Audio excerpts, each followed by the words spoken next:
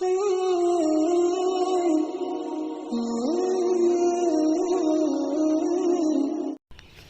اللہ الرحمن الرحیم۔ السلام علیکم ناظرین، آج کی ویڈیو کا عنوان ہے حضرت فاطمہ زہرا کی شادی اور فرشتوں کی بارات۔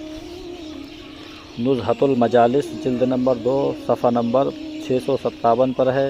نبی کریم صلی اللہ علیہ وسلم نے فرمایا، شب معراج میں نے جنت میں حضرت خدیجۃ الکبریٰ رضی اللہ تعالی عنہا کے محل کو دیکھا۔ حضرت جبریل نے وہاں سے ایک سیب توڑ کر مجھے کھانے کو دیا اور کہا کہ اللہ تعالیٰ اس سیب کے سبب میں حضرت خدیجۃ الکبریٰ رضی اللہ تعالی عنہا کے یہاں ایک لڑکی عطا فرمائے گا۔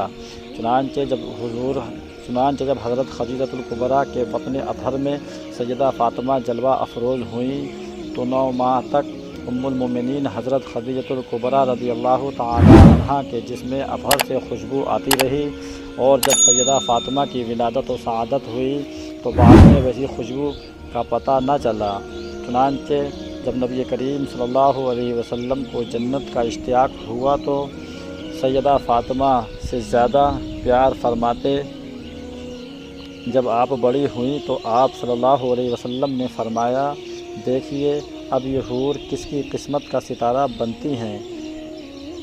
اسی اثنا میں حضرت جبریل علیہ السلام آئے اور فرمایا، آج سیدہ فاطمہ کا جنت میں ان کی والدہ حضرت خدیجۃ الکبریٰ رضی اللہ عنہا کے محل میں عقد ہوا ہے۔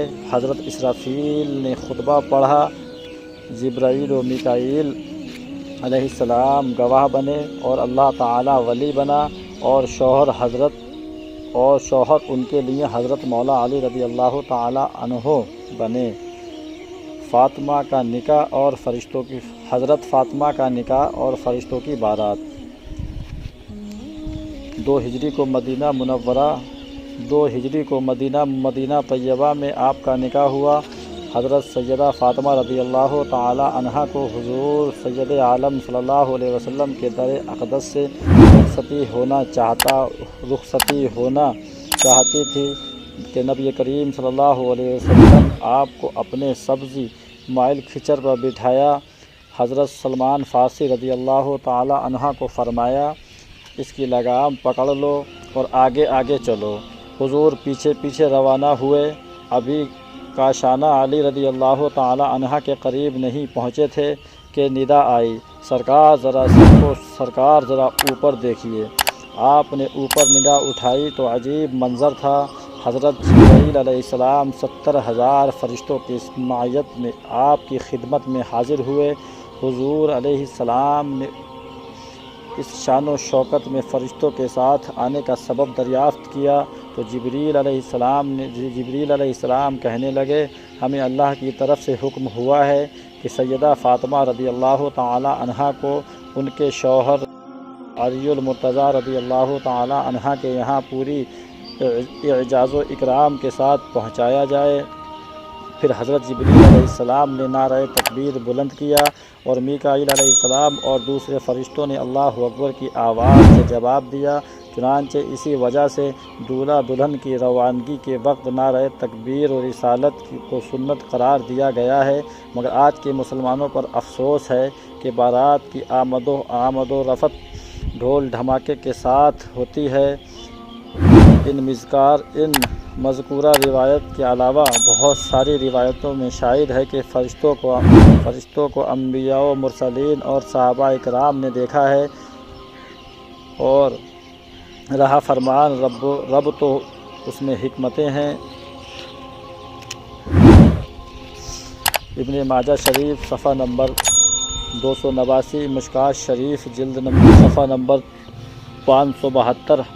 حضرت قابوس رضی اللہ تعالی عنہ فرماتے ہیں کہ ام سلمہ رضی اللہ تعالی عنہ نے عرض کیا، رسول اللہ صلی اللہ علیہ وسلم، میں نے اپنے گھر میں آپ کے بدن کے ٹکڑے میں سے ایک ٹکڑا دیکھا ہے۔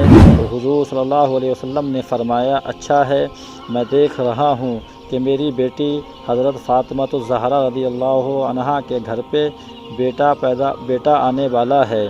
چنانچہ حسن و حسین کی پیدائش ہو گئی۔ اگر ویڈیو پسند آیا ہو چینل کو سبسکرائب ضرور کریں اور گھنٹی کا بٹن ضرور دبائیں تاکہ جب بھی کوئی ویڈیو اپلوڈ کیا جائے تو اس کا نوٹیفیکیشن وقت پر آپ تک پہنچ سکے۔ شکریہ۔ میرے بولنے میں کسی بھی طرح کی کوئی بھی غلطی ہوئی ہو آپ گواہ ہو، میں اللہ تعالیٰ کی بارگاہ میں توبہ کرتا ہوں۔ استغفر اللہ ربی من کل ذنب واتوب الیہ۔ السلام علیکم۔